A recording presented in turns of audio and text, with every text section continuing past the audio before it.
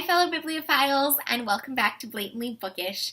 So I am absolutely loving Victober so far. I've read 3 books thus far, but one book that I felt deserved its own video that I recently finished as a buddy read with the lovely Kate Howe is this delightful book, Dr. Thorne by Anthony Trollope. Dr. Thorne is the 3rd book in Anthony Trollope's Barsetshire Chronicles series, but I would argue that it could be read as a standalone book and may be a decent intro to Victorian literature in general, as it has a lot of tropes commonly seen in other Victorian novels. It's witty and it's a delightfully fast-paced read. Plus, I don't think reading the 2nd book in the series, Barchester Towers, really adds anything significant to the experience of reading this book. The book focuses on a local country doctor, Dr. Thorne, his niece Mary, and their relationship with the Greshams of Greshambury. Frank Gresham, the son of the local squire, is about to inherit a bankrupt estate. In order to protect his family's home and reputation, he absolutely must marry money. Too bad he's already fallen for Mary Thorne, a sweet but common girl of no fortune. And the book goes on from there. Dr. Thorne focuses on many of the standard Victorian themes: inheritance, class, money, and of course it features a romance for those who like that sort of thing. For me, it was a bit predictable in the plot. I knew more or less how the story would unfold after the first 100 pages or so, and I'm not usually good at predicting plot lines. But perhaps it was just such a classic Victorian plotline that I realized what would happen. I don't know. But it's not the plot that makes this book an absolute treasure. It's Trollope's writing. He is so genuinely funny, and yet he can tackle serious topics in the span of a paragraph or less. How is he not a more widely celebrated author? I have no idea. He creates these hysterical and compelling characters. Dr. Thorne features some truly fantastic female characters especially. I love reading about Frank's mother, Lady Arabella, who actually, she is a nasty piece of work is what she is. In a conversation with Dr. Thorne, she basically accuses Mary of being after Frank for his title and position in society.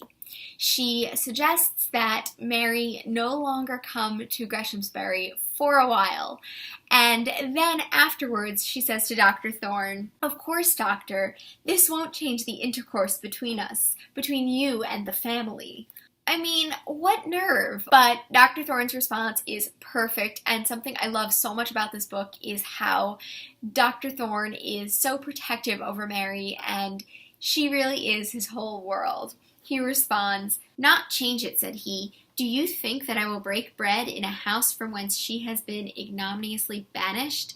Do you think that I can sit down in friendship with those who have spoken of her as you have now spoken?" And then there's Miss Dunstable, a 30-something-year-old heiress who the Greshams want Frank to marry, for her money, of course.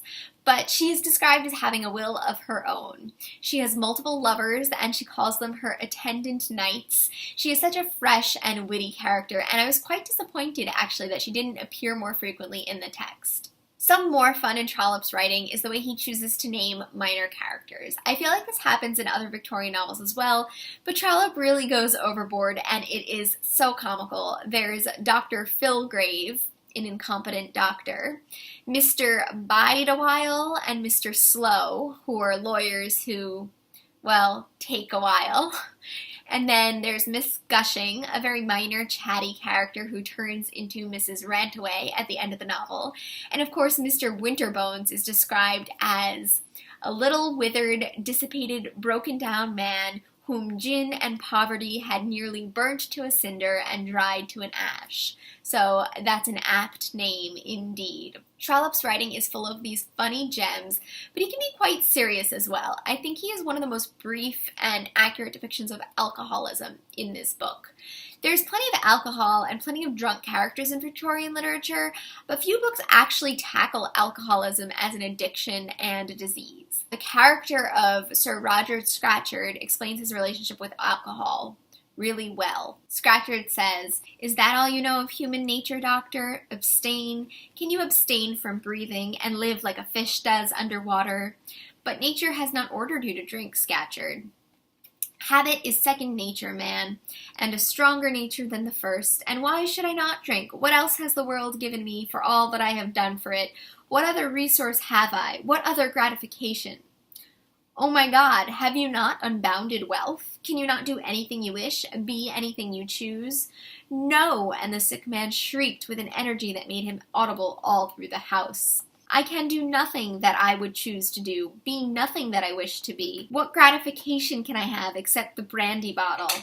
So alcoholism and addiction becomes really tied up with depression and status here in fascinating ways. Has Scatcherd's wealth and status led to drink and depression, or is it the other way around? Alcohol and addiction become these problems that cross class boundaries and can afflict those regardless of how much money they have. Trollope also has poignant commentary on social status and class.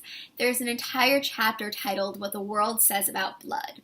It addresses the hypocrisy of birth and titles versus wealth when it comes to status. Because of the boom in industry, there are all of these suddenly wealthy people emerging from low birth. People can buy titles, and so what does blood truly matter? Frank and his father address this hypocrisy as they speak of Mary. Frank acknowledges that were she an heiress, the world would forgive her birth on account of her wealth. Trollope does portray two distinct types of upper class: old money like the de Courcys, who cling to their titles above all else, and new money like the Scatcherds, who rose up from the working class. The chance of upward mobility, in fact, works in our favor for the main plot line, but the tension and hypocrisy of these mutable social statuses aren't fully resolved in the book. So I absolutely loved this book. It isn't my favorite Victorian novel of all time, but it was definitely an enjoyable read and one I'd highly, highly recommend. I've heard even better things, though, about the next two Trollope books in the Barsetshire Chronicles series, so I cannot wait to read more Trollope soon.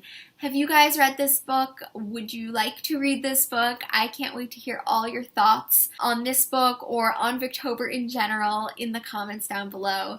And until next time, I look forward to seeing you in another video soon. Bye!